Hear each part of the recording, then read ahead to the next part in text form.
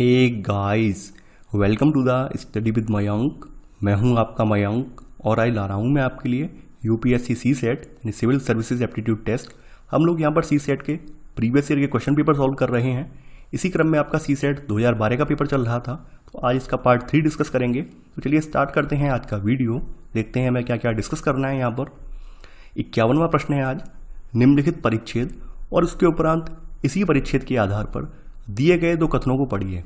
दिल्ली हवाई अड्डे पर मुंबई की उड़ान के लिए 4 व्यक्ति प्रतीक्षा कर रहे हैं। 2 डॉक्टर हैं, शेष 2 व्यापारी हैं, 2 गुजराती बोलते हैं, 2 तमिल। किसी भी एक व्यवसाय के 2 व्यक्ति एक भाषा नहीं बोलते।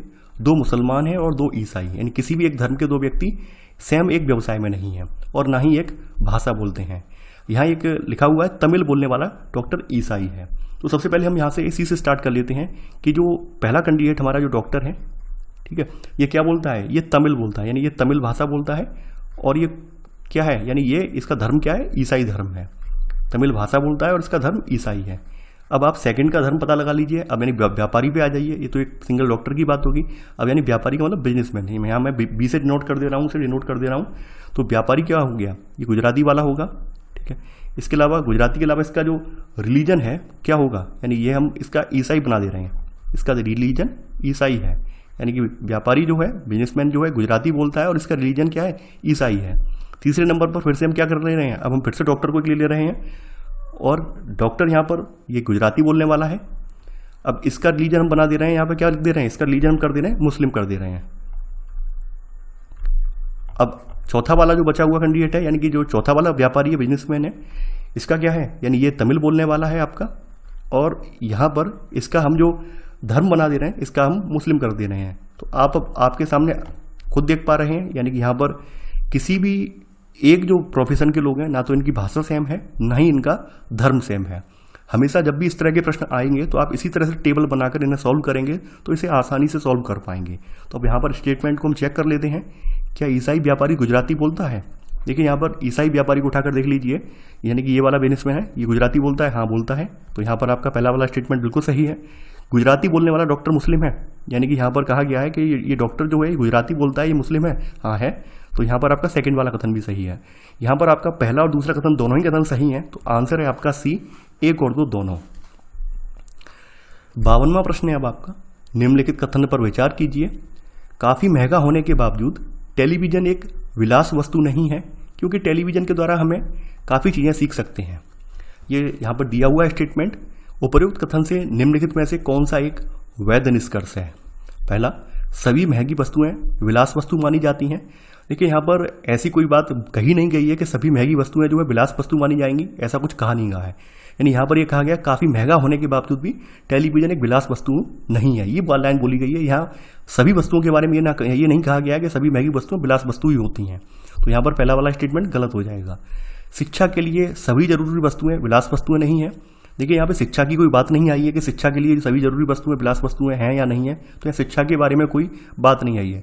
सीखने का मतलब शिक्षा लेना नहीं होता है। शिक्षा का मतलब एक अलग है, सीखना एक अलग है। हो सकता है सीखने का मतलब कोई कौशल हो, सीखने का मतलब कोई आपकी बुनकरी वगैरह हो सकता है, कुछ भी हो सकता है सीखने का मतलब। तो यहाँ पर आपका बी वाला स्टेटमेंट भी गलत हो जाएगा। टेलीविज़न शिक्षा के लिए जरूरी है। आप ये स्टेटमेंट अगर दोबारा पढ़ेंगे और इसको एनालाइज करेंगे तो आप ये पाएंगे यहाँ पर कहीं नहीं कहा गया है कि टेलीविज़न शिक्षा के लिए ही जरूरी है। टेलीविज़न का मतलब सीखने के लिए बताया गया है कि भाई हम टेलीविज़न से ऐसा कुछ चीज़ें सीख सकते हैं। अब जरूरी नहीं है कुछ चीज़ों में क्या है शिक्षा ही हो, कुछ और भी तो हो सकता है। तो यहाँ पर सी वाला स्टेटमेंट भी गलत है। अगला, टेलीविज़न विलास वस्तु नहीं है। हाँ, ये स्टेटमेंट यहाँ से निकल कर आ रहा है, टेलीविज़न जो है वो विलास वस्तु नहीं है। तो 52वें का आंसर होगा आपका डी वाला। 53वां प्रश्न है अब आपका, श्री कुमार अपने कार्य पर 48 किलोमीटर प्रति घंटे की औसत चाल से गाड़ी चलाकर जाते हैं। पहली 60% दूरी तय करने में शेष दूरी को तय करने में लगने वाले समय की अपेक्षा 10 मिनट ज़्यादा लगते हैं। उनका कार्यस्थल कितनी दूरी पर है? तो सबसे पहले हम लिख लेते हैं हमें क्या दिया हुआ है। पहली बात तो यहाँ पर श्री कुमार को 100% दूरी तय करनी है, ये बात आप जान लीजिए। यानी उन्हें जो दूरी तय करनी है, कितनी तय करनी है? 100% दूरी तय करनी है। उनकी जो स्पीड है, स्पीड हमें दी हुई है, स्पीड कितनी है? 48 किलोमीटर पर आवर यहाँ पे स्पीड उनकी दी हुई है। अब देखिए यहाँ पर इस लाइन पर आइए, इस लाइन में लिखा हुआ है कि पहली 60% दूरी तय करने में, यानी पहली 60% दूरी इन्होंने तय की है। यहाँ तक आपको समझ में आ गया होगा। और दूसरी तरफ कितना बचा, 40% ही तो बचा, पहली यानी कि पहली 60% की है, दूसरी तरफ कितना बता है, 40% बचा है। तो ये क्या हो गया, ये आपकी डिस्टेंस है। अब इसका रेशियो जब आप निकाल लेंगे, यानी इसका जो अगर हम अनुपात से सॉल्व करते हैं तो इसका रेशियो कितना निकलेगा, 3:2 निकलेगा। ठीक है, हम अज्यूम कर लेते हैं इसको 3x मान लेते हैं, इसको 2x मान लेते हैं, यानी कि ये 60% वाला 3x है और ये 40% वाला 2x है। अब देखिए यहाँ पर आपने ये तो आपने पता ही है कि ये जो टाइम लग रहा है, यानी टाइम का जो डिफरेंस आ रहा है वो कितना आ रहा है, यानी 60% दूरी तय करने में इसको 10 मिनट ज़्यादा लग रहे हैं। यानी हम मान लेते हैं यहाँ पर T1 और यहाँ पर ये है T2, इनका डिफरेंस कितना है, 10 मिनट का है। ये हमें यहाँ तक दिया हुआ है, यानी आपके प्रश्न में ये चीज़ दी हुई है। अब आपको पता ही होना चाहिए, यानी कि जब यहाँ पर क्या है, ये आपकी स्पीड दी हुई है किलोमीटर प्रति घंटा में, समय यहाँ पर डिफरेंस तो दिया हुआ है, बताया गया है ये मिनट में है, तो आपको यहाँ पर इसको कन्वर्ट करना आना चाहिए कि भाई 1 मिनट को हम कैसे यहाँ पर घंटे में कन्वर्ट करेंगे या 10 मिनट को घंटे में कन्वर्ट कैसे करेंगे। तो आपको पता होना चाहिए 1 मिनट बराबर आपका जो होता है 1/60 आवर होता है। उसी तरह से आपका 10 मिनट का आप निकाल लीजिए, 10 मिनट का कितना हो गया, 1/6 आवर हो गया। तो आपको ये पता चल गया। अब आगे बढ़ते हैं यहाँ पर। अब देखिए यहाँ पर ये तो हमने देख लिया, T1 और T2 का डिफरेंस भी हमने यहाँ पर देख लिया। अब हमें टाइम यहाँ पर पहले कैलकुलेट कर लेते हैं, टाइम की हम गणना कर लेते हैं। तो टाइम का आपको पता ही होना चाहिए, डिस्टेंस अपॉन स्पीड। तो यहाँ पर हम इसको निकालते हैं, क्योंकि हमने इसको 10 मिनट को हमने किस में, घंटे में कन्वर्ट कर लिया है। तो आप यहाँ पर अब निकालेंगे T1 अपॉन, तो यहाँ पर आप निकालेंगे इसमें, देखिए यहाँ पर आप फॉर्मूला इसमें पुट कीजिए, कितना 3x अपॉन स्पीड कितनी है आपकी 48 किलोमीटर प्रति आवर, यानी 48 माइनस T2 कितना है 2x है आपका, और यहाँ पर स्पीड कितनी है 48 है यहाँ पर आपकी। और चूंकि हमने 10 मिनट को क्या है घंटे में कन्वर्ट कर लिया है, तो घंटा कितना हो गया 1/1/6 हो गया। अब आप इसको सॉल्व करेंगे, अब आपको सॉल्व करने पर क्या मिलेगा यहाँ पर, यानी कि यहाँ पर ये तो समान हर है, तो यहाँ पर इसमें से क्या हो गया x/48 बचेगा और ये आपका 1/6 हो जाएगा। अब आप इसको इधर भेजेंगे तो क्या हो जाएगा, यानी 48/6। तो आप जब इसको काटेंगे तो यहाँ कितना मिलेगा 8 बचेगा, यानी x बराबर 8 निकल आया। अब देखिए ध्यान देने वाली बात ये x बराबर 8 आ गया, ये x का मान निकल कर आ गया, यानी अभी आपके पास x का मान आया है, अभी पूरा निकला नहीं है।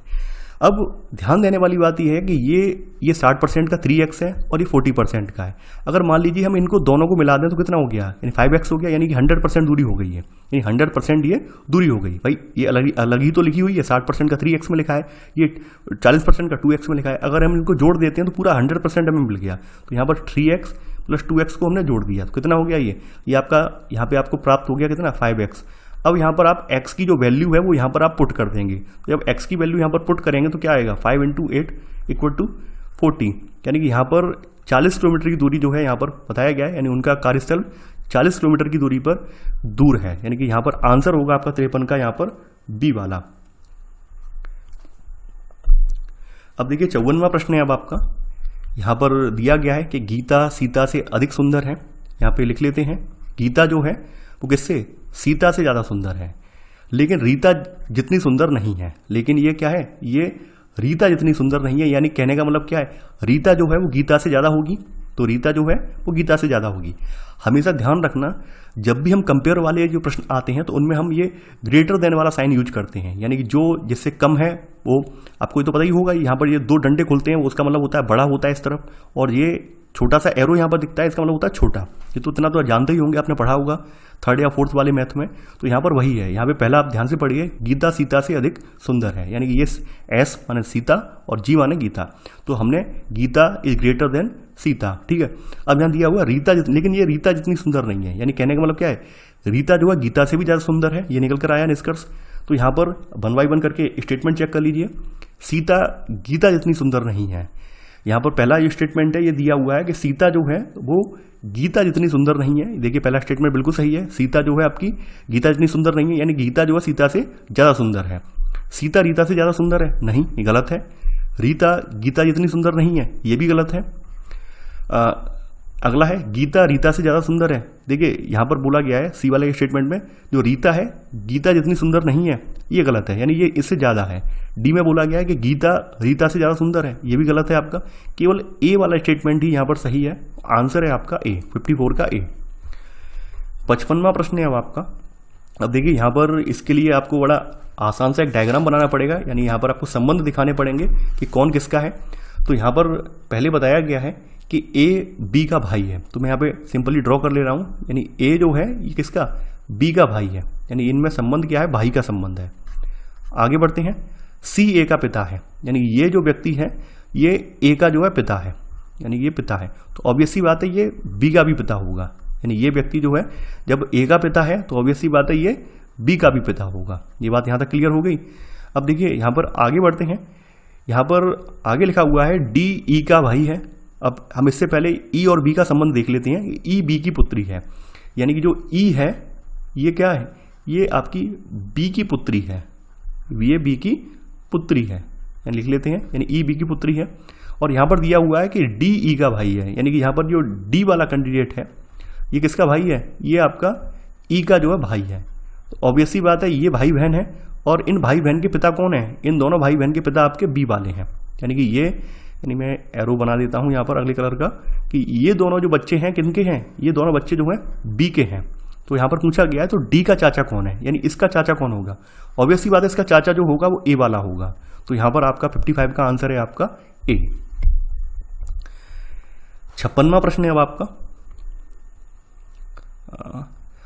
यहाँ पर है पहला वाला, रमा ने रानी से अधिक अंक प्राप्त किए, यानी यहाँ पर भी उसी तरह से बनेगा। जो रमा है, यानी रमा का मतलब मैं पूरा लिखना पड़ेगा, यहाँ पर लिखा हुआ है रमा ने जो है रानी से ज़्यादा अंक प्राप्त किए हैं, यानी कि यहाँ पर रमा इज ग्रेटर देन रानी। अब यहाँ पर बोला गया है रानी ने जो है रत्ना से अधिक अंक प्राप्त किए हैं, यानी कि यहाँ पर कहा गया है कि जो रानी है, रानी ने किससे, रत्ना से कम अंक प्राप्त किए हैं, यानी कि रानी जो है इसने रत्ना, इन रत्ना यहाँ कहीं हम दिखा देते हैं, ठीक है, यानी कहने का मतलब क्या है, रानी ने जो है रत्ना से कम अंक प्राप्त किए हैं, ये हम यहाँ कहीं अलग दिखा दे रहे हैं। अगला है रत्ना ने रामा से अधिक अंक प्राप्त किए हैं, यानी रत्ना जो है इसने रामा से ज़्यादा अंक प्राप्त किए हैं, यानी कि यहाँ पर रत्ना जो है इसका ग्रेटर आएगा। अगला है पद्मा ने रमा से अधिक किंतु रत्ना से कम, यानी यहाँ पर जो पद्मा एक लड़की और आ जाएगी इसमें, कि पद्मा जो है, पद्मा ने जो है रमा से अधिक, यहाँ पर पद्मा को हम पी से नोट कर देना है, पद्मा ने रमा से अधिक किंतु रत्ना से कम, तो क्या होगा, यानी पी से पद्मा से जो है रत्ना की भी अंक ज़्यादा है, ठीक है। तो इस तरह से बन जाएगा रत्ना, पद्मा, रामा और रानी। तो सबसे अधिक अंक किसने प्राप्त किए हैं, ऑब्वियस सी बात है सबसे अधिक अंक यहाँ पर रत्ना ने प्राप्त किए हैं, तो आंसर होगा आपका यहाँ पर 56 का डी। अब अगला प्रश्न है आपका, निम्नलिखित 5 प्रश्नांशों के लिए नीचे निर्देश दिए गए हैं, परिच्छेद में दी गई सूचना पर विचार कीजिए और उसके नीचे दिए गए प्रश्नों का उत्तर दीजिए। 5 विषय जैसे कि अर्थशास्त्र, इतिहास, सांख्यिकी, अंग्रेजी और गणित पर एक सप्ताह में सोमवार से शुक्रवार तक अतिथि व्याख्यानों का इंतजाम करना है। तो सबसे पहले हम इसको टेबल में बड़े आराम से लिख लेते हैं। एक तरफ आपके दिन लिख दे रहे हैं और दूसरी तरफ आपके सब्जेक्ट लिख दे रहे हैं। तो दिन आपके कौन से हैं, सोमवार से लेकर शुक्रवार तक हैं, यानी कि मंडे, ट्यूसडे, वेडनेसडे, थर्सडे और इधर आपका क्या है, फ्राइडे है। सेकंड तरफ आपके जो है यहाँ पे सब्जेक्ट लिखे हुए हैं। सब्जेक्ट में क्या है आपका, इकोनॉमी है आपकी, ठीक है। इसके अलावा यहाँ पर हिस्ट्री है आपकी। इसके अलावा यहाँ पर सांख्यिकी को स्टैटिस्टिक कहते हैं, यानी स्टैट्स बोल देते हैं यहाँ पर। इसके अलावा यहाँ पर अंग्रेजी है, यहाँ पर यानी इंग्लिश है यहाँ पर, और ये मैथ है। तो हम यहाँ पे वन बाई वन करके हमने टेबल बना लिए। टेबल में हम सबने सब ये चीज़ें लिख ली हैं, हम चेक करते जाते हैं। यहाँ पे कहा गया है कि प्रत्येक दिन केवल एक व्याख्यान का इंतजाम किया जा सकता है, यानी कि Monday, Tuesday, Wednesday, Thursday, Friday को केवल एक ही व्याख्यान होगा, वो भी किसी एक सब्जेक्ट का।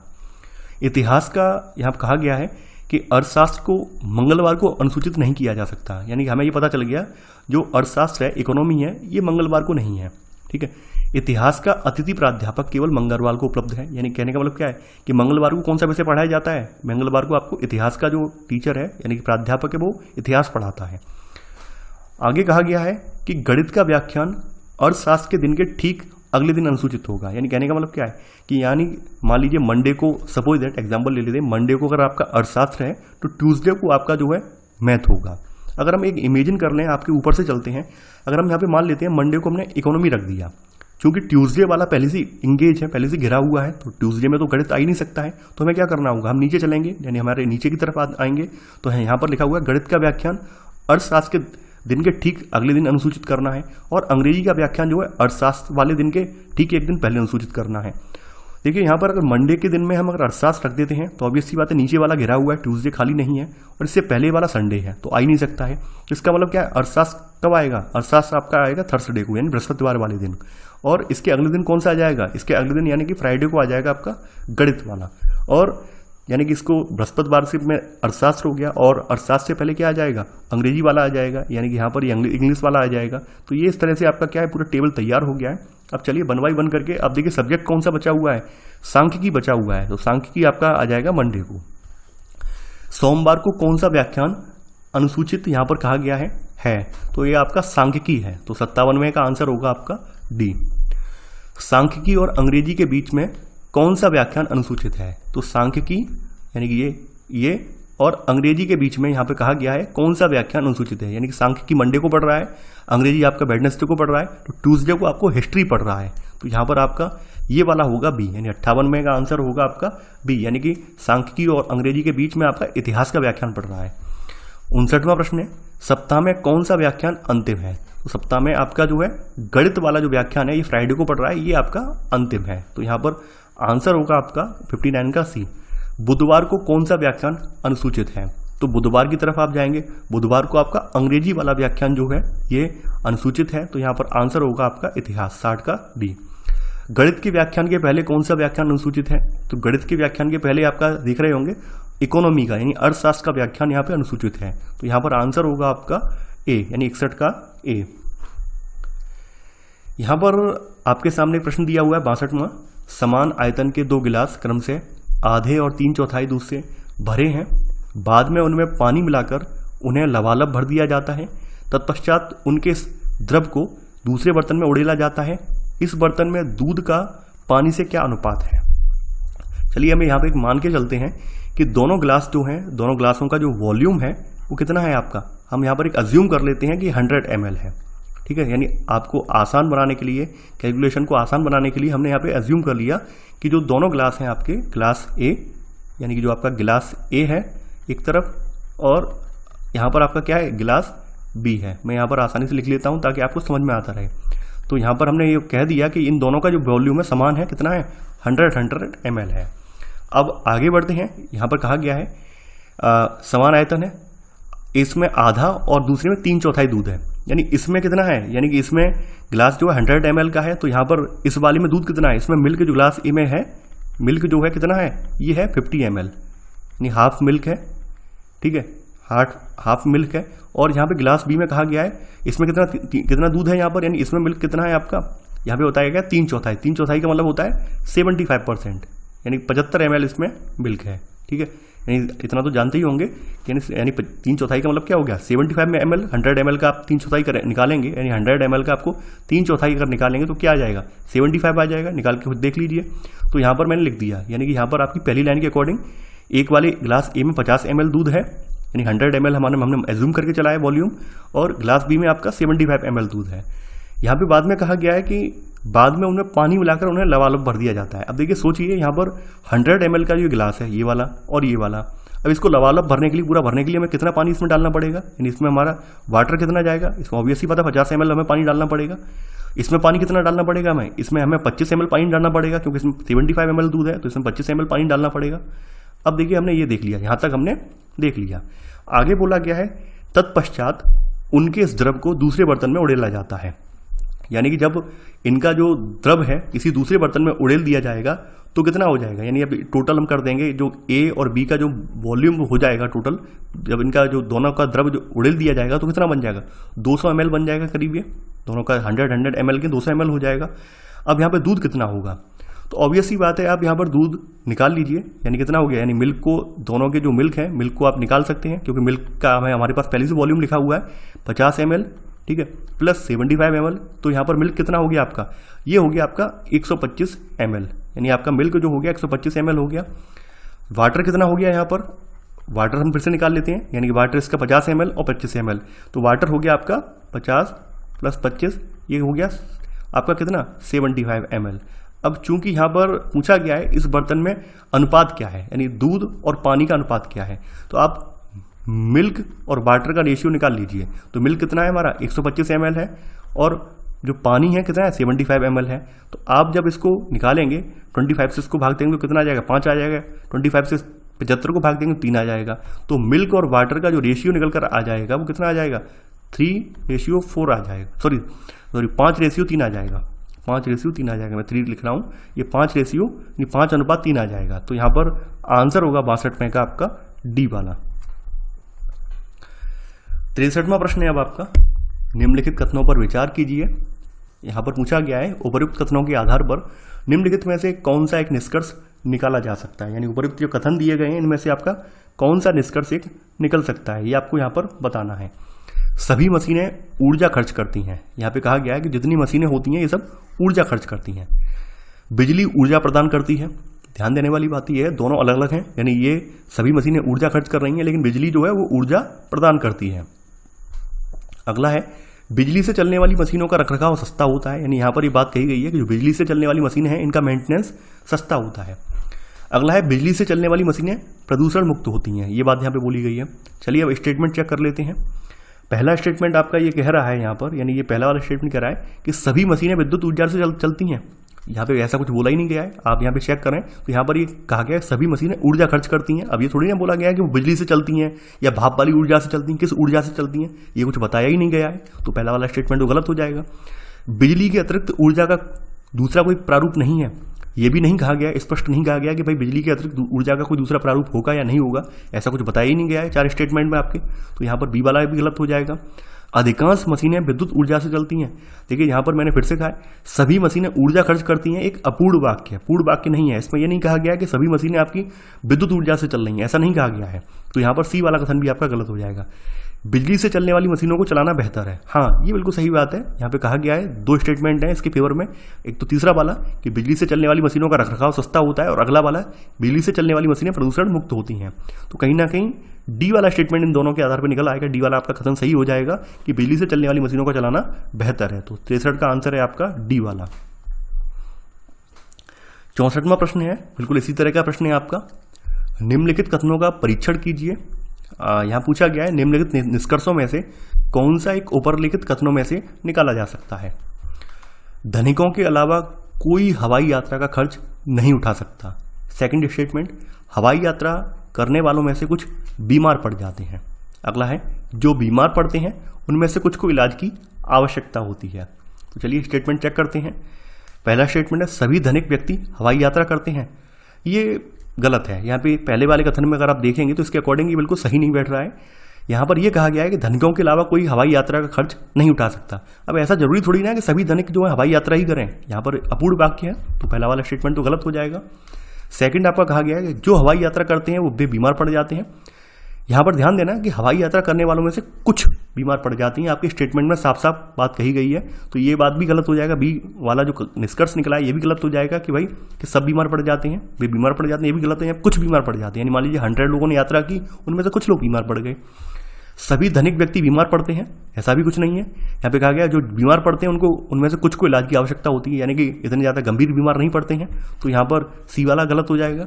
सभी लोग जो हवाई यात्रा करते हैं धनिक होते हैं, ऑब्वियस सी बात है, धनिकों के अलावा कोई हवाई यात्रा का खर्च नहीं उठा सकता है, तो इस कथन के आधार पर आपका डी वाला निष्कर्ष आपका बिल्कुल सही है, तो यहाँ पर 64वें का आंसर होगा आपका डी वाला। अब देखिए 65वां प्रश्न है, 5 फ्लैटों में जो एक दूसरे के ऊपर स्थित हैं, यानी आपके सामने मैं बनाते जा रहा हूँ, यहाँ पर आपके सामने यहाँ पे 5 फ्लैट हैं। फ्लैट में फ्लोर होते हैं आपके, यानी पहला फ्लोर, सेकंड फ्लोर आपका जो है, थर्ड फ्लोर, ऐसे करके तो चलते हैं ऊपर, चौथा फ्लोर और 5वां फ्लोर, इस तरह से आपका दिया हुआ है। यानी 5 फ्लैट में जो एक दूसरे के ऊपर स्थित हैं, इनमें 5 व्यवसायी रहते हैं, ठीक है, 5 इनमें व्यवसायी रहते हैं। कौन कौन से व्यवसायी का मतलब वो वाले व्यवसाय नहीं है, प्रोफेशन वाले हैं, ठीक है, यहाँ पर व्यवसायी लिख दिया है सब में, यहाँ पे प्रोफेशन आएगा। व्यवसाय यानी इनका व्यवसाय क्या है, व्यवसाय नहीं होगा, व्यवसाय होगा। तो 5 व्यवसाय वाले रहते हैं। एक प्रोफेसर है जिसे अपने IAS अधिकारी मित्र से मिलने के लिए ऊपर जाना पड़ता है। अब देखिए हमें इतना तो इस लाइन में पता चल गया कि एक प्रोफेसर जो है, यानी यहाँ पर प्रोफेसर है, तो प्रोफेसर को जो है इन फ्लैटों में अपने एक IAS ऑफिसर मित्र से मिलने के लिए ऊपर की तरफ जाना पड़ता है। यानी कि हमें ये पता चल गया जो IAS वाला ऑफिसर है वो ऊपर की तरफ है कहीं, लेकिन वो जो है प्रोफेसर के नीचे नहीं है। यहाँ तक क्लियर हो गया आपको। अगला कहा गया है यहाँ पर एक डॉक्टर है जिसकी सभी से समान रूप से मित्रता है, यानी कि यहाँ पर बताया गया है कि भाई एक डॉक्टर भी है जिसकी समान रूप से सभी से मित्रता है, उसे जितनी बार ऊपर जाना पड़ता है उतनी बार नीचे उतरना पड़ता है। यानी कहने का मतलब क्या है, यहाँ पर एक ऐसा पॉइंट है जहाँ पर डॉक्टर जो है उतना ही ऊपर चढ़ेगा उतना ही नीचे जाएगा।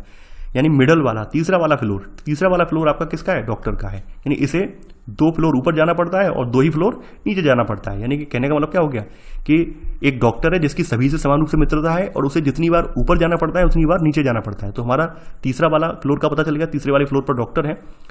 एक इंजीनियर है जिसे अपने एमएलए मित्र से मिलने के लिए ऊपर जाना पड़ता है। हमें यह भी पता चल गया कि जो इंजीनियर है तो इंजीनियर को भी ऊपर जाना पड़ता है अपने एमएलए मित्र से मिलने के लिए, ये बात कही गई है। जिसके फ्लैट के ऊपर प्रोफेसर का मित्र रहता है।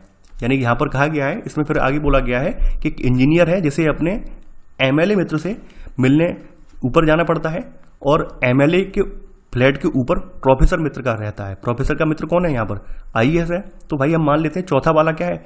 एमएलए का फ्लैट है, ये एमएलए का है और इसके ऊपर कौन आएगा? फिर इसके ऊपर आईएएस आ जाएगा। ठीक है, अब देखिए ध्यान देने वाली बात यह है कि यहाँ पर प्रोफेसर और इंजीनियर के बारे में कोई ज़्यादा जानकारी नहीं दी हुई है। चाहे प्रोफेसर को आप सेकंड नंबर पे आप रख लीजिए, ठीक है, या फिर यहाँ पर इंजीनियर को रख लीजिए, यहाँ पर कोई फर्क नहीं पड़ेगा। तो यहाँ पर हम स्टेटमेंट के अकॉर्डिंग चलेंगे। यानी यहाँ पर जो कथन है, यहाँ पर जो निष्कर्ष दिए हुए हैं इनके अकॉर्डिंग चेक कर लेते हैं। इंजीनियर, प्रोफेसर, डॉक्टर, आईएएस अधिकारी, एमएलए, क्या ये स्टेटमेंट आएगा? पहला वाला नहीं आएगा। प्रोफेसर, इंजीनियर, डॉक्टर, आईएएस अधिकारी या एमएलए, ये वाला भी स्टेटमेंट नहीं आएगा। आईएएस अधिकारी, ठीक है, एमएलए, जो आईएएस अधिकारी, इंजीनियर, डॉक्टर, प्रोफेसर, एमएलए, ये स्टेटमेंट आएगा, ये वाला भी नहीं आएगा। यहाँ से चेक करते हैं। देखिए यहाँ पर अंतिम स्टेटमेंट भी हमारे पास बचा हुआ है कि सबसे टॉप पर आईएएस अधिकारी है, ठीक है, 5वें फ्लोर पर, चौथे फ्लोर पर एमएलए है, तीसरे पर आपका डॉक्टर है और इसी के अकॉर्डिंग हम फिट कर देते हैं कि प्रोफेसर हम नीचे वाला बना देते हैं और इंजीनियर सेकंड नंबर वाला बना देते हैं। तो यहाँ पर आपका डी वाला कथन आपका जो है सही हो जाएगा। तो यहाँ पर आंसर होगा आपका डी, 65 का डी। अब देखिए यहाँ पर आपका वही अंग्रेजी वाला पैसेज आ गया और अंग्रेजी वाले पैसेज को हमें यहाँ पर पढ़ के सॉल्व करना है। इसमें से प्रश्न दिए होंगे उनको आपको क्या है पढ़ के जो है सॉल्व करना है। बोला गया है कि for 14.5 months I lived in my little cell और room in the Dehradun jail and I began to feel as if I was almost a part of it. यानी कहने का मतलब क्या है, 14.5 महीने जो है ये 14.5 महीने तक मैं देहरादून जेल में अपनी छोटी सी कोठरी या कमरे में रहा है और इसने ये कहा है और मुझे ऐसा लगने लगा है कि मैं इसका लगभग हिस्सा बन चुका हूँ। यानी I was almost a part of it. यानी इसका मतलब ये होता है कि मैं इसका हिस्सा सा बन चुका हूँ। ये जो व्यक्ति अपनी भावनाएं व्यक्त कर रहा है वो ये बात कह रहा है। I was familiar with every bit of it. यानी मैं इसके लगभग हर पहलू से या जेल के हर कोने से वाकिफ हूँ। I knew every mark and dent on the white vast walls and on the uneven floor and the ceiling with its moth eaten rafters. यानी कहने का मतलब क्या है, ये सफ़ेदी वाली जो दीवारें हैं इन पर और आसमान, फर्श और छत पर हर निशान और सेंध को ये जानता था। खास करके इसके पतंगे ने छत को खा लिया था। ये बात ये वाली लाइन में कही गई है। In the little yard outside I greeted little Tops of grass and odd bits of stone age old friend. यानी ये कह रहा है कि बाहर के छोटे से आंगन में ये पुराने दोस्तों के रूप में घास के छोटे छोटे गुच्छों से और पत्थर के अजीब टुकड़ों का ये अभिवादन भी किया है इसने। ठीक है, ग्रीटिंग का मतलब होता है अभिवादन करना। I was not alone in my cell. यानी ये कह रहा है कि मैं अपने कोठरी में अकेला नहीं था। For several colonies of wasp का मतलब होता है जो मकड़ियाँ होती हैं, और हॉर्नेट यानी छोटे छोटे कीट पतंगे जो होते हैं। तो बताया गया यानी कि जो हम कह सकते ततैया होती है वो hornets lives there and many lizards यानी छिपकली found a home behind the rafters. छत की राफ्टर का मतलब क्या होता है, देखिए पहले के समय में लकड़ी वाली छतें डाली जाती थी। यानी कि आपको पता होना चाहिए, अब तो पक्की आपकी आरसीसी वाली छतें बनाई जाती हैं। पहले क्या होता था, जो छत वगैरह पाटी जाती थी तो उसमें लकड़ी के जो होते हैं गार्डर टाइप इस्तेमाल किए जाते थे, उनको राफ्टर कहा जाता है। अब तो यूज नहीं होते हैं मोस्टली, अब तो सब लोग आरसीसी के लेंटर डलवाते हैं। लेकिन ग्रामीण परिवेश में कहीं कहीं आपको देखने को मिल जाएंगे लकड़ी वाले जो गार्डर टाइप होते हैं डाल दिए जाते हैं और ऊपर से पुआल वगैरह डालकर छत को लीप दिया जाता है। तो ऐसे करके उसको राफ्टर बोलते हैं। तो ये बताया गया है कि यहाँ पर many lizards found in A home behind the rafters, यानी इनके पीछे बहुत सारी छिपकलियों ने अपना घर बना लिया था। Emerging in the evening in search of prey, यानी कि ये रात के समय निकलती थी, रात शाम के समय ये शिकार की तलाश में बाहर निकलती थी। ये राइटर ये बात बता रहा है। अब देखिए यहाँ पर 66वां प्रश्न है इसका जो है वो कहा गया है, which of the following explains best the sentence in the passage I was almost a part of it. यानी कि यहाँ पर कौन सा यहाँ पर ऐसा जो वाक्य है वो आई was almost a part of it, मैं लगभग इसका हिस्सा बन चुका था, तो इसको सेटिस्फाई कर रहा है या इसके समानार्थी है। I was not alone in the cell, नहीं ये बिल्कुल नहीं है, यानी मैं सेल में अकेला था, ये बिल्कुल नहीं है। आज I was familiar with every bit of the cell, यानी कि ये भी नहीं होगा, यानी I was familiar with the every bit of cell नहीं, क्योंकि यहाँ पर राइटर ये बोल रहा है I was almost a part of it, यानी मैं लगभग इसका हिस्सा बन चुका था, तो ये बी वाला भी यहाँ पर नहीं होगा। I greeted little tufts of grass like old friend, ये भी नहीं होगा। I felt quite at home in the cell, यानी ये वाला बिल्कुल है कि मैं सेल में काफ़ी सहज महसूस करता था, क्योंकि आई was almost a part of it लगभग इसका समानार्थी है, तो यहाँ पर आपका डी वाला कथन आपका जो है सही है। 67वां प्रश्न है अब आपका, the passage attempts of describe, यानी कि यहाँ पर जो पैसेज का अटेम्प्ट है क्या डिस्क्राइब कर रहा है? The general condition of countries jail, नहीं, यहाँ पर आपके पैसेज में कहीं भी ये नहीं बताया गया है कि भारत की जेलों की या जो देश की जेलों की दशा क्या है, ये नहीं बताया गया है, तो पहला वाला स्टेटमेंट गलत है। The prisoners capacity to notice the minute detail of his surrounding, यानी यहाँ पर कहा गया है कि जो प्रिजनर की जो कैपेसिटी है अपने आसपास की चीज़ों को यानी नोटिस करने की वो बताई गई है, ये भी नहीं बताया गया है यहाँ पर। The prisoner conscious effort to overcome the loneliness, देखिए ये बिल्कुल सही है। यहाँ पर आपका जो पूरा लेखांश है उस लेखांश से ये पता चल रहा है कि कैदी अपना अकेलापन दूर करने का प्रयास कर रहा है, तो इस वजह से अपने आसपास की चीज़ों को बहुत डीपली वो ऑब्जर्व कर रहा है और उनमें मन लगाने का प्रयत्न कर रहा है, तो यहाँ पर इस तरह से वो अपने अकेलेपन से उबरना चाहता है, तो यहाँ पर सी वाला आपका जो है वो बिल्कुल सही है। The prisoners ability to live happily with other creatures, नहीं ये बिल्कुल नहीं है, यानी कि वो जो उसके साथ अदर छोटे मोटे जीवन के साथ खुश रहना चाह रहा है, ऐसा बिल्कुल भी नहीं है, केवल वो अपना जो लोनलीनेस है, यानी कहने का मतलब क्या अकेलापन है, इससे बाहर निकलने का जो है एफर्ट कर रहा है, तो यहाँ पर आपका 67वें का आंसर होगा आपका सी वाला। 68वां प्रश्न है अब आपका, the author of the passage seems to suggest that, यानी जो ऑथर ऑफ द पैसेज है seems to suggest that it is possible to adjust oneself to uncongenial surroundings, यानी कहने का मतलब क्या है, लेखक के जो लेखांश है इसमें सुझाव दिया है कि दुष्कर वातावरण में भी रहने की संभावना होती है। हाँ ये बात बिल्कुल सही है, यानी कि इस लेखक के सुझाव के अकॉर्डिंग ये बात बिल्कुल सही है कि अगर आप में चाहो हो तो आप क्या है, आप दुष्कर वातावरण में भी या फिर बिल्कुल कठिन परिस्थितियों में भी आप जो है रह सकते हैं, इसकी पूरी संभावना होती है। यहाँ पे अगला है, द कंडीशंस और in Indian prison are not bad, देखिए यहाँ पर इंडियन प्रिजन की कोई बात नहीं कही गई है, इसके बारे में कोई ज़्यादा विस्तारपूर्वक जानकारी नहीं दी गई है। It is not difficult to spend one's time in prison, ये भी नहीं कहा गया है कि जेल में समय बिताना कोई ज़्यादा कठिन नहीं, ये भी नहीं कहा गया है। There is a need to improve the condition in our jails, ये कुछ नहीं कहा गया है, तो यहाँ पर केवल आपका 68वें का आपका ए वाला कथन सही है, तो आंसर है आपका ए। अगला पैसेज है आपका, we started pitching the highest camp that has ever been made, यानी कहने का मतलब क्या है, हमने अब तक के सबसे ऊंचे कैंप की पिचिंग शुरू कर दी है, यानी इन्होंने सबसे ऊंची हाइट पर अपना कैंप लगाना स्टार्ट कर दिया है। Everything took 5 time as long as it, यानी कि यहाँ पर कह रहे हैं हर चीज़ में यहाँ पे 5 गुना समय ज़्यादा लगता था। It would have taken in place where there was enough air to breathe, यानी कहने का मतलब क्या है, यानी कि जहाँ पर ज़मीन पर ये जो कैंप लगाते हैं जहाँ पर आसानी से आप सांस ले सकते हैं, उसकी तुलना में ऊपर जो आप कैंप लगा रहे हैं वहाँ पर हर चीज़ में 5 गुना ज़्यादा समय लग रहा है, यानी कैंप लगाने में भी इनको 5 गुना ज़्यादा समय लग रहा है। But at last we got the tent, यानी कि अंत में इन्होंने क्या किया, अपना टेंट पूरा लगा दिया है। एंड वैन भी क्राउड इन, यानी क्राउड का मतलब क्या है, अंदर ये रेंगते हुए जब गए हैं, it was not too bad, ये बहुत बुरा नहीं था। There was only a light wind, यानी कि अंदर बहुत हल्की सी हवा थी। And inside it was not too cold, यानी अंदर ये बहुत ज़्यादा ठंडा नहीं था। For us to take off our clothes, यानी कि इतना ज़्यादा ठंडा नहीं था कि यहाँ पे कहा गया है कि अंदर जो था इतनी ठंड नहीं थी कि हम अपने दास्तानों को उतार सकें, यहाँ पर बताया गया है। At night most climbers take off their boots, यानी रात के समय बहुत सारे जो इनके क्लाइंबर्स थे यानी पर्वतारोही थे, इन्होंने अपने जूते उतार दिए। But I prefer to keep them on, यानी इनका मतलब क्या है, लेकिन उन्होंने ये इन्हें पहने रखा है, यानी बूट्स को पहने रखा है।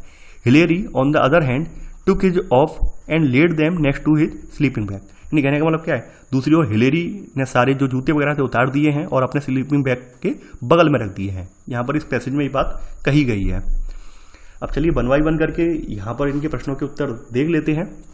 पहला है 59वां प्रश्न है अब आपका, what does the expression pitching the highest camp imply, यानी कि जो एक्सप्रेशन है pitching the highest camp imply, ये क्या कह रहा है। They reach the summit of the highest mountain in the world, यहाँ पर अगला है those who climb that far earlier did not pitch any camp. ये बिल्कुल सही बात है। ये जो पिचिंग द हाईएस्ट कैंप का मतलब क्या है कि जो भी ये पर्वतारोही थे, क्लाइंबर्स थे, अपनी लाइफ का ये सबसे ऊंचा कैंप ये लगा रहे हैं। तो ये बात यहाँ से हमें निकल कर आ रही है कि those who climb that far earlier did not pitch any camp, यानी कि अभी तक जो भी तंबू लगाए हैं वो उन्होंने इतना ऊंचा तंबू किसी जगह पे नहीं लगाया था, यहाँ पे पहली बार लगा रहे हैं। तो इस वजह से ये बी वाला स्टेटमेंट आपका सही है। They took a long time to finish the work because, यानी कि उन्होंने लंबा समय लिया काम को खत्म करने के लिए। क्यों? दे वर वेरी टायर्ड, ऐसा कुछ भी नहीं है। They was not enough air to breathe, या इट वॉज वेरी कोल्ड, या it was very dark. Main चीज़ थी यानी एयर, यानी ऊपर की समय जब ऊपर बढ़ते जाते हैं सांस लेने में दिक्कत होती है, तो पर्याप्त रूप से हवा में सांस लेने की कमी के कारण काम करने में इन्हें 5 गुना अधिक समय लगा। ये बात यहाँ पे बोली गई है। ठीक है, 71 है अब आपका। When they crowd into the tent, यानी जब वो अपने टेंट में रेंगते हुए गए हैं तो बोला गया है they took off their gloves because it was not very cold. ये बिल्कुल सही बात है कि उन्होंने अपने दस्ताने उतार दिए हैं क्योंकि ये अंदर बहुत ज़्यादा कह सकते हैं ठंडा नहीं था। They could not take off their gloves because it was very cold, ये गलत है। They took off their gloves though it was very cold, नहीं ये भी नहीं होगा। They did not take off their gloves though it was not cold, ये भी नहीं होगा। केवल आपका पहला वाला होगा। तंबू के अंदर जाने के बाद भी अपना दस्ताना ठंडी कम होने के कारण निकाल दिया है। तो यहाँ 71 का आंसर होगा आपका डी वाला। अगला पैसेज है आपका ए लोकल मैन, यानी कि एक लोकल आदमी है, बताया गया है staying on the top floor of an old wooden house was awakened at midnight by fire. यानी कहने का मतलब क्या है, लकड़ी के एक पुराने घर की सबसे ऊपरी मंजिल पर रहने वाला एक व्यक्ति है, स्थानीय व्यक्ति है, ये आधी रात को आग की वजह से जाग गया था। Losing his way in a smoke filled passage he missed the stairway and went into another room. यानी कहने का मतलब क्या है, जो धुएं से भरे रास्ते में ये अपना रास्ता भटक जाता है, और यदि ये भटकने के बाद क्या करता है, वह जो सीढ़ी है, यानी जो आपका सीढ़ी है वो उसे नहीं मिल पाती है, उसकी जगह वो क्या करता है, किसी दूसरे कमरे में ये चला गया है। He picked up and a bundle to protect his face from the fire and immediately fell through the floor below where he manage to escape through a clear doorway. यानी क्या होता है, उसने अपने चेहरे को आग से बचाने के लिए तुरंत एक गट्ठर उठाया है और वहां पर नीचे फर्श पर गिर गया है और वहां से स्पष्ट द्वार से ये भागने में सफल रहा है।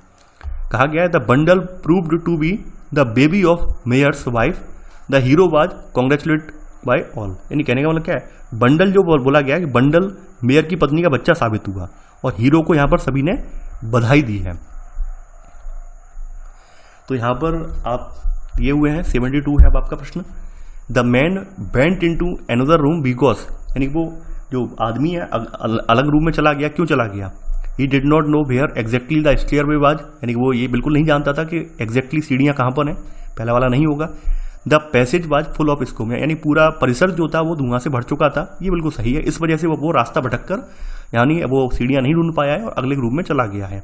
The man was called a hero because he, यानी उसे हीरो क्यों कहा गया है, तो इसलिए कहा गया है expressed his willingness to risk his life to save others, यहाँ पर बिल्कुल नहीं है कि save other. Manage to escape from fire, ये भी नहीं है। Showed great courage in fighting the fire, ये भी यहाँ पर निकल कर नहीं आ रहा है। सेव्ड ए लाइफ, हाँ ये बिल्कुल सही है। The man was called a hero because he saved A life, यानी उसने एक जिंदगी बचाई है। यानी कि यहाँ पर ये वाला स्टेटमेंट कहानी है the bundle prove to be the baby of the mayor's wife, the hero was congratulated by all. तो इसने एक जिंदगी बचाई है, तो इसलिए यहाँ पर इसको सेव्ड ए लाइफ आएगा। 73 का आंसर होगा आपका डी। अब देखिए यहाँ पर वही है जो आपके 2011 वाले पेपर में थे। निम्नलिखित 7 प्रश्नांशों के निर्देश दिए गए हैं, नीचे 7 प्रश्नांश दिए गए हैं।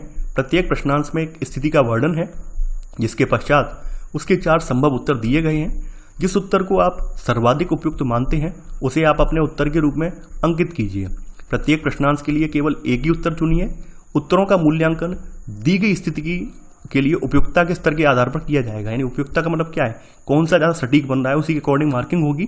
और यहाँ पर भी कोई नेगेटिव मार्किंग नहीं है। इन 7 प्रश्नांशों के गलत उत्तरों के लिए कोई भी यहाँ पर आप पर दंड नहीं लगेगा। ये बात आपके लिए स्पष्ट रूप से बता दी गई है। तो आपका 74वां प्रश्न क्या कह रहा है वो भी हम देख लेते हैं। अपने अधीनस्थ द्वारा तैयार किए गए अंतिम प्रतिवेदन के संबंध में जिसे अतिशीघ्र प्रस्तुत किया जाना है, आपके अभिमत भिन्न है, यानी आपकी राय अलग है, आपके अधीनस्थ की राय अलग है। आपका अधीनस्थ प्रतिवेदन में दी गई सूचना को उचित ठहरा रहा है, आप क्या करेंगे? यानी आपका जो अधीनस्थ है वो बार बार कह रहा है कि भाई मैंने जो सूचना दी वो सही है, लेकिन आपको पता है गलत है। तो ऐसे में आप क्या करेंगे? अपने अधीनस्थ से स्वीकार कराएंगे कि वह गलत है, उसको परिणामों पर पुनर्विचार करने हेतु कहेंगे। प्रतिवेदन में आप स्वयं संशोधन कर लेंगे। अधीनस्थ को कहेंगे कि अपनी गलती को उचित न ठहराए। देखिए, मैंने आपको पहले ही बोला था कि यहाँ पर जो भी सरकारी काम होते हैं वहाँ पर आपको कुछ भी पर्सनली नहीं लेना है, अपने दिल पर नहीं लेना है। पहली बात ये समझ लीजिए, यानी आपको किसी को रियलाइज नहीं करवाना है कि आप वो गलत है। आपको वहाँ पर कुछ नहीं, वहाँ पर जो भी होगा कार्रवाई होगी, ऑफिशियल कार्रवाई होगी। तो वहाँ पर पहला वाला तो गलत हो जाएगा। उसको परिणामों पर पुनर्विचार करने हेतु कहेंगे। हाँ, ये बिल्कुल सही बात है। यानी सरकारी विभागों में यही अक्सर होता है कि आप मान लीजिए अगर परिणाम डिफर आ रहा है या अलग आ रहा है तो आप क्या करेंगे? आप पुनर्विचार करिए और दोबारा अपने रिपोर्ट सबमिट कीजिए। तो यहाँ पर बी वाला कथन आपका सही है। प्रतिवेदन में आप स्वयं संशोधन कर लेंगे। ये बिल्कुल नहीं होता है। इस सरकारी विभागों में स्वयं संशोधन की नहीं होता है, यानी कि ऐसा नहीं है कि अधीनस्थ की गलती को उसका बड़ा अधिकारी सुधारे, ऐसा बिल्कुल नहीं होता है। तो यहाँ पर सी वाला कथन गलत हो जाएगा। अधीनस्थ को कहेंगे अपनी गलती को उचित न ठहराए, यानी आपको पर्सनल रंजिश नहीं माननी है। वहाँ पर ये करना है कि उसको परिणामों पर पुनर्विचार करने हेतु आप कहेंगे। तो 74 का यहाँ पर आंसर होगा आपका बी वाला। 75वां प्रश्न है अब आपका, एक प्रतिष्ठित पुरस्कार के लिए जिसका निर्धारण एक मौखिक प्रस्तुतिकरण के आधार पर होना है, आप अपने ही बैच के किसी सहकर्मी यानी बैचमेट के साथ प्रतियोगिता कर रहे हैं। प्रत्येक प्रस्तुतिकरण के लिए 10 मिनट का समय रखा गया है। समिति ने आपको प्रस्तुतिकरण को ठीक समय से समाप्त करने को कहा है, जबकि आपके मित्र को अनुबद्ध समयावधि से अधिक समय दिया जाता है। आप इसके लिए फिर क्या करेंगे? इस भेदभाव के लिए अध्यक्ष के पास एक शिकायत दर्ज कराएंगे। समिति द्वारा दिए गए किसी भी औचित्य को नहीं सुनेंगे। अपना नाम प्रतियोगिता से वापस लेने की मांग करेंगे। विरोध करते हुए उस स्थान को छोड़ देंगे। देखिए, यहाँ पर अगर प्रस्तुतिकरण में भेदभाव हो रहा है, यानी आपको 10 मिनट में ही आपको जो है आपकी समय सीमा खत्म कर दी जा रही है और आपका मित्र जो कि खेल में पार्टिसिपेट कर रहा है उसको ज़्यादा समय दिया जा रहा है, तो ये कहीं ना कहीं भेदभाव है। तो आप क्या करेंगे? प्रस्तुतिकरण में की गई भेदभाव को अध्यक्ष से, जो भी अध्यक्ष है उसके सम्मुख शिकायत करना यहाँ पर बोला गया है कि इसके साथ शिकायत करना यहाँ पर दर्ज करवाएंगे आप, ठीक है।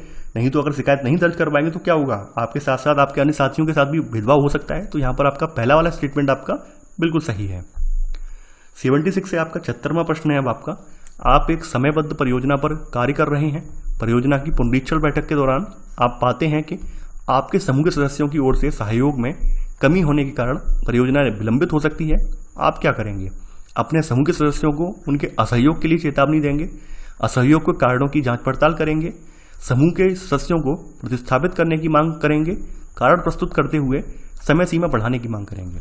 देखिए, यहाँ पर पहला क्या है? चेतावनी नहीं दी जाएगी, यानी अपने समूह के सदस्यों को उनके असहयोग के लिए चेतावनी नहीं दी जाएगी।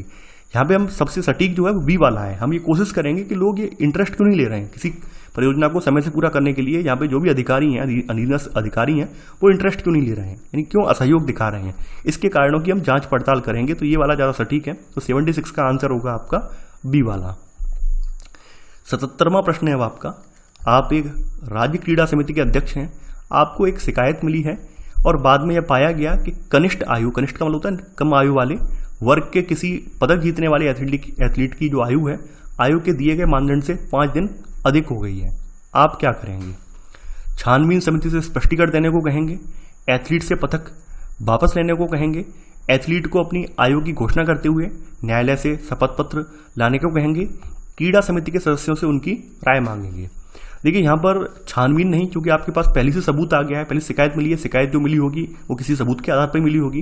तो आपको ये अधिकार दिया गया है कि आप एथलीट से पदक वापस करने को कहेंगे। यहाँ 77 का आंसर होगा आपका बी वाला, यानी कि यहाँ पर ये सिद्ध हो चुका है कि एथलीट आयु के मानदंड पर खरा नहीं उतरा है, तो उनसे आप जो है पदक वापस करने के लिए कहेंगे। तो यहाँ आंसर है 77 का बी वाला। 78 है आपका, आप एक प्राथमिकता परियोजना पर कार्य कर रहे हैं और सभी अंतिम तिथियों को पूरी तरह निभा रहे हैं और इस आधार पर परियोजना के दौरान अवकाश लेने की योजना बना रहे हैं। आपका आसन अधिकारी परियोजना की अविलंबता बताकर आपके अवकाश को अनुमोदित नहीं करता है। आप क्या करेंगे? मंजूरी की प्रतीक्षा किए बिना अवकाश पर चले जाएंगे। बीमारी का बहाना बनाकर अवकाश पर चले जाएंगे। अवकाश के आवेदन पर पुनर्विचार करने हेतु उच्चतर अधिकारी से बात करेंगे। आसन अधिकारी को बताएंगे कि यह न्याय संगत नहीं है। देखिए, यहाँ पर आपसे मैंने फिर से बोला है कि यहाँ पर पुनर्विचार के लिए होगा। अवकाश के आवेदन पर क्या है? पुनर्विचार करने हेतु उच्चतर अधिकारी से बात करेंगे। आप एक बार इस पर फिर से विचार कर लीजिए। ना तो आप यहाँ पर बहाना बनाएंगे और ना ही उसे बिना बताए अवकाश पर चले जाएंगे, और ना ही अपने जो भी आपका सहकर्मी है, आसन अधिकारी, उसको बताएंगे कि न्यायसंगत नहीं है, ये नहीं करेंगे। केवल आप क्या करेंगे, जो भी आपका सीनियर ऑफिसर है उसको एक बार फिर से कहेंगे सर आप फिर से पुनर्विचार कीजिए। तो यहाँ 78 का आंसर होगा आपका सी वाला। 79 है अब आपका, आप सुदूर क्षेत्र में एक जल पूर्ति योजना स्थापित करने हेतु कार्य कर रहे हैं। किसी भी हालत में परियोजना की पूरी लागत वसूल कर पाना असंभव है। उस क्षेत्र में आय का स्तर बहुत नीचा है और 25% जनसंख्या गरीबी रेखा के नीचे है। जलापूर्ति की कीमत निर्धारण का निर्णय लेते समय आप क्या करेंगे? यह अनुशंसा करेंगे कि पूरी तरह से जलापूर्ति निःशुल्क हो। यह अनुशंसा करेंगे कि सभी प्रयोगकर्ता नल लगाने हेतु एक बार तय एक मुफ्त राशि का भुगतान करें और पानी का उपयोग निःशुल्क हो। यह अनुशंसा करेंगे कि गरीबी रेखा के ऊपर के परिवारों के लिए एक तय मासिक शुल्क लगाया जाए और गरीबी रेखा के परिवारों हेतु जलापूर्ति निःशुल्क हो। यह अनुशंसा करेंगे कि प्रयोगकर्ता जल के उपभोग पर आधारित शुल्क का भुगतान करें, जिसमें गरीबी रेखा से ऊपर तथा नीचे के परिवारों हेतु विभेदीकृत शुल्क निश्चित किया जाए। देखिए, यहाँ पर कोई परियोजना अब लग रही है और यहाँ पर कहा गया है परियोजना लगने के उपरांत उस परियोजना की लागत भी वसूल करनी है, तो वहाँ पर निःशुल्क तो नहीं हो सकता है, ऑब्वियस सी बात है। यहाँ यानी आप कोई परियोजना है उसकी लागत निकालने की बात चल रही है और आप ये कहें कि यहाँ पर पानी आप निःशुल्क बांट दीजिए, ऐसा बिल्कुल नहीं हो सकता है। तो पहला कथन तो गलत हो गया। इसके अलावा यहाँ पर एक मुश्त, चूंकि वहाँ पर यह भी बताया गया 25% जनसंख्या गरीब रेखा के नीचे है, तो ऐसे में यहाँ पर कह सकते हैं, यानी ये अनुशंसा करेंगे सभी प्रयोगकर्ता नल लगाने के लिए एक बार एक मुश्त राशि दें। ऐसा भी नहीं हो सकता है, जनता से एक मुश्त राशि आप नहीं ले सकते हैं। यानी ये भी नहीं कह सकते आप कि गरीबी रेखा से ऊपर के परिवारों के लिए एक तय मासिक शुल्क हो और गरीबी परिवारों के लिए एक निःशुल्क हो, ये भी कह सकते हैं जायज नहीं है। तो यहाँ सी वाला भी गलत है। डी वाला कथन आपका बिल्कुल सही है, यानी एक विभेदीकृत शुल्क। विभेदीकृत का मतलब क्या है? गरीबी रेखा के नीचे लोग हैं उनके लिए हमने एक सहूलियत दे दी है। जैसे मान लीजिए महीने पर पानी का बिल है, एक आम परिवार पर 100 रुपये लग रहा है, तो हो सकता है इसके तहत हम क्या करें, विभेदीकृत शुल्क के तहत जो गरीबी रेखा के नीचे के परिवार है उनसे वो शुल्क 25 रुपये ले लें। तो इससे क्या होगा, एक सहूलियत भी मिल जाएगी और हमें जो धनराशि चाहिए अपनी लागत वसूल करने के लिए वो भी हमारे पास एकत्रित हो जाएगी। तो यहाँ पर डी वाला कथन आपका जो है ज़्यादा सटीक है। तो 79 का आंसर होगा आपका डी वाला। 80वां प्रश्न है अब आपका, एक नागरिक के रूप में आपको एक सरकारी विभाग से कुछ काम है, संबद्ध अधिकारी आपको बार बार बुलाता है और आपसे प्रत्यक्षतः बिना कुछ कहे रिश्वत देने के इशारे करता है।